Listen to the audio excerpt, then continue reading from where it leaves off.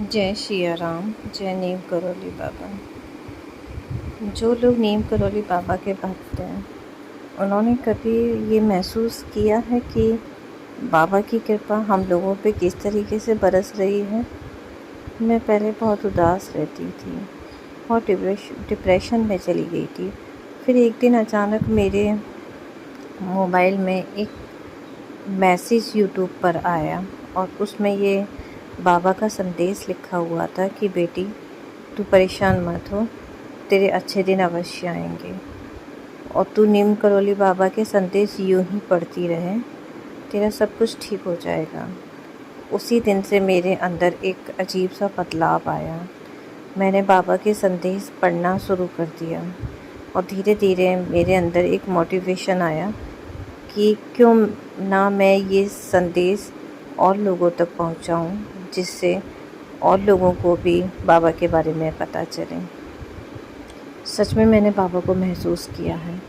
जो चीज़ मैं दिल से मांगती हूँ मुझे बाबा दे देते हैं।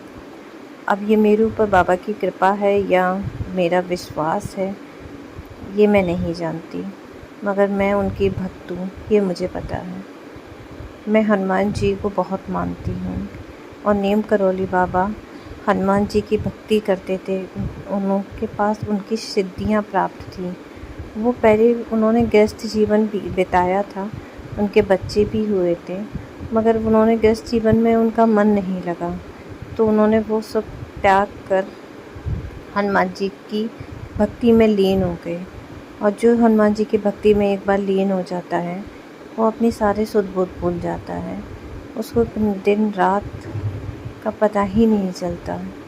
उसी तरीके से नीम करोली बाबा भी उन्हीं की शरण में चले गए थे और उनको हनुमान जी की बहुत सारी सिद्धियां प्राप्त थीं।